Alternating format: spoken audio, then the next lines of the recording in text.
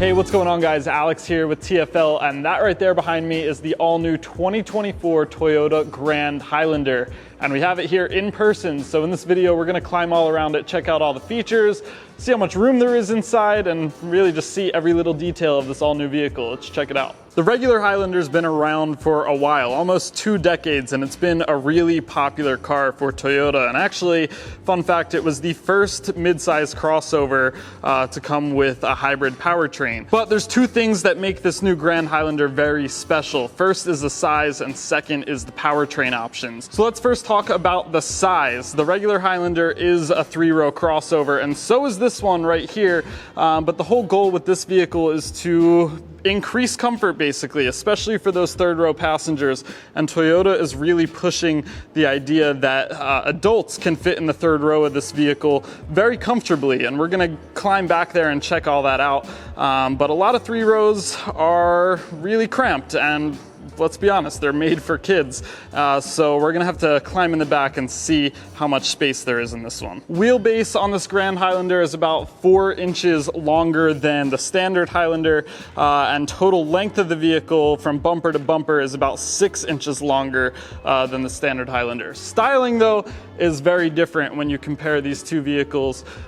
This new Grand Highlander has a lot of styling cues that match the rest of the Toyota lineup. You can see some 4Runner and some RAV4 in the front end here. Everything's a little more sharp, a little more angular than you would find on the Highlander.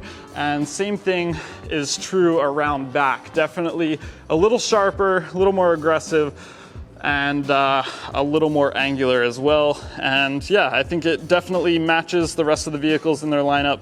And hopefully at some point we'll see the standard Highlander get some of these design changes as well. The Grand Highlander is gonna come in 3 trims. This is the highest end Platinum trim. There's also an XLE and a Limited. So this one is equipped with the fancier 20-inch wheels, which I think look pretty good. In the back here, you can see the dual exhaust outlets, which is exclusive to the powertrain in this vehicle. And we'll get to powertrains in just a second, but that's pretty cool. Always love seeing dual exhaust outlets.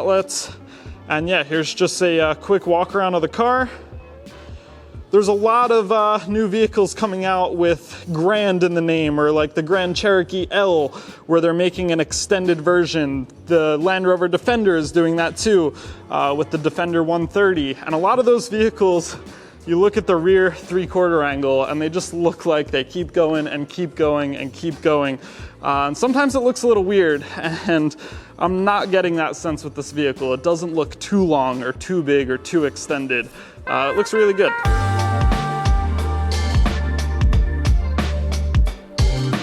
All right, let's hop inside here and take a look at the interior of the Grand Highlander and check out what this is all about. Right from the start, right when you hop in, you can tell it is definitely a Toyota. This is very familiar to a lot of their interiors, with some changes, but the overall layout and all the buttons and switchgear and everything, you definitely know this is a Toyota right when you get inside. Power button right here.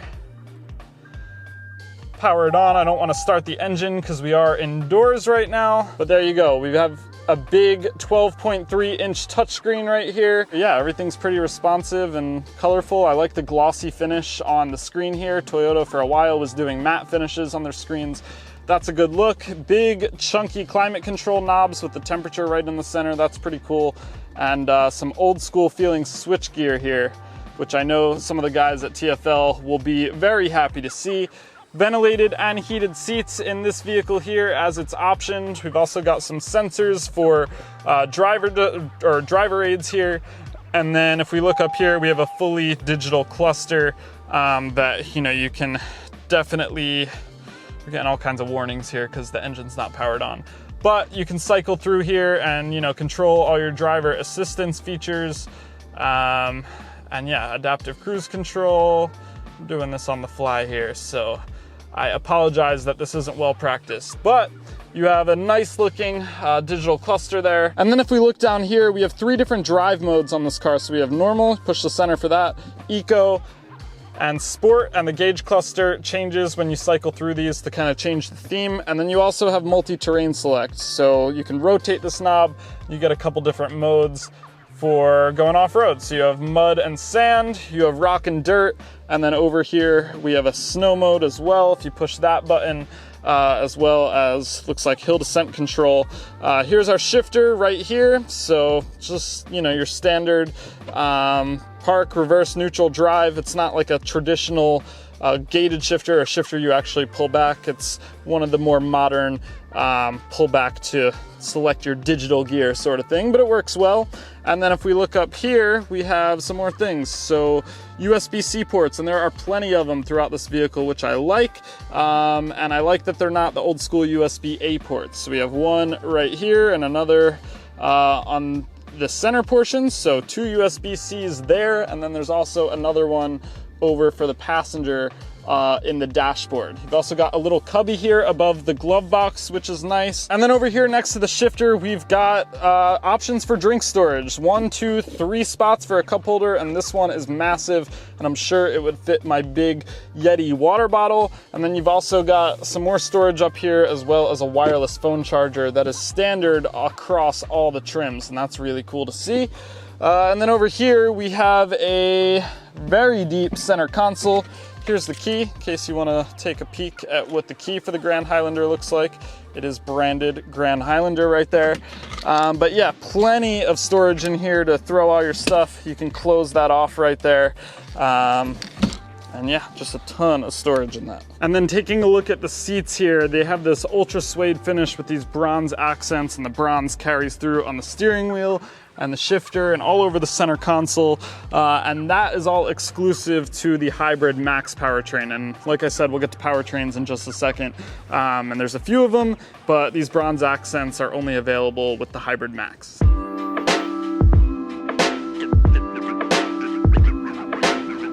All right, let's take a look at the second row of seats here. And before we even hop in, you've got a nice big step right there, which is gonna be really helpful getting people into the third row. So that's really cool to see. But then you've got a couple of handles here. So the first one is going to be for your sliding back and forth, so you can adjust the position. But you also have a lever here to pull that big lever. The seat will kind of cant forward 45 degrees and then slide, so you can get easy access to the third row. We'll do that in just a second. And then once it's in this position, you can also pull this lever. It'll drop the seat completely down, and then you have even more storage. So let's put the seat all the way in the backmost position. We'll hop in here, and there is plenty of legroom here. I'm about 5'10", and yeah, ample legroom. Looking at the controls in the back here, you have dedicated climate controls for the rear seat, which is pretty cool, so they can set their temperature. Also ventilated and heated seats for the second row, which is pretty awesome. And more USB-C ports. So one for the driver's side rear passenger and one for the passenger side rear passenger. And then you've even got a little power port down there as well. So lots of power in this vehicle, which is great to see. It's also got a little cup holder right here, and these are also pretty sizable. So lots and lots of drink storage, and then a little bit of a tray back here. These are captain's chairs, so you've got a little armrest here that you can fold them down and get really comfy back here on a long trip. And then also we've got integrated sunshades as well that you can pop up. So yeah, this would be a really comfortable place to spend a lot of time on a road trip. You've also got this big panoramic sunroof here and climate control vents right above the second row passengers. So yeah, all really good to see. Let's jump out here again, and let's get into the rear seat. You can kind of step over this cup holder section right here. Since these are captain's chairs, there is a little bit of a pass through, but we'll do it the proper way. We'll pull this lever, slide that seat all the way forward, and that is a pretty big opening. I'm very impressed with that. Climb back here. That's one of the easiest rear seats I've ever climbed into, actually. That is pretty impressive. The floor definitely does come up a little high compared to the second row, so it's not at the same exact level. So your knees are a little more in your chest Let's see if we can get kind of a better angle of that. I'm filming solo today, so I don't know if we're gonna do a great job, but knees are a little higher than they would be in the front seats or the second row. Let's pull the seat back here, see what legroom is like. So yeah, my feet can slide under the seat there. This is not slid all the way back right now. But yeah, that's pretty impressive. By the way, this is 3 across in the third row. This seat is slid all the way back. And my knees are not touching the seat in front of me. And a lot of third rows they would be. But I could slide the seat forward if I needed to. And yeah, that's a pretty sizable rear seat. I'd say most adults would be comfortable back here. Maybe not for like 10 hours in one day. It might get a little stuffy and a little cramped back here, but definitely more room than a lot of third rows and good features. We've got more cup holders on this side. We've got 2 big ones, a little small one in the center, same thing on this side. And you've even got charging ports for the third row. So 1 USB-C port there and another one here. So what am I counting so far? That is 3 up front that I saw, another 2 in the rear, and another 2 in the third row. So at least 7 USB-C ports, and that's a lot. Plus, third row passengers also get a little light and climate control vents. So yeah, you have everything you need in the third row. You have cup holders, climate control, lights, and a decent amount of legroom. And I'd say that's pretty impressive. And then also there's the traditional lever to fold the seat down, but you have a lever right here on the back of the seat to get out of the third row, which is really convenient. That's a good spot to put that. And once again, like I said, that step makes it so easy to get in and out. Yeah, pretty nice rear seat and a very nice third row.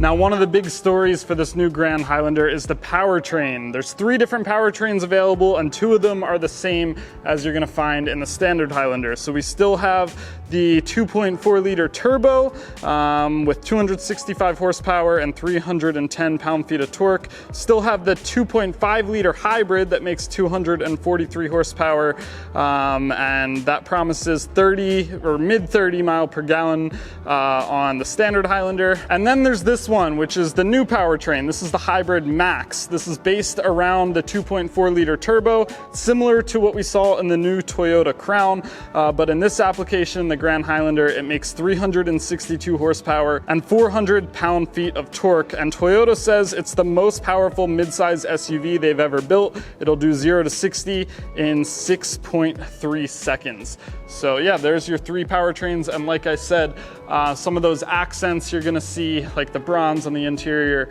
you're only gonna find those on the Hybrid Max, this new, more premium powertrain. Toyota hasn't given us any information on pricing or availability yet, but we know this is a 2024 model year vehicle, so we can expect it to arrive in dealerships later this year in 2023.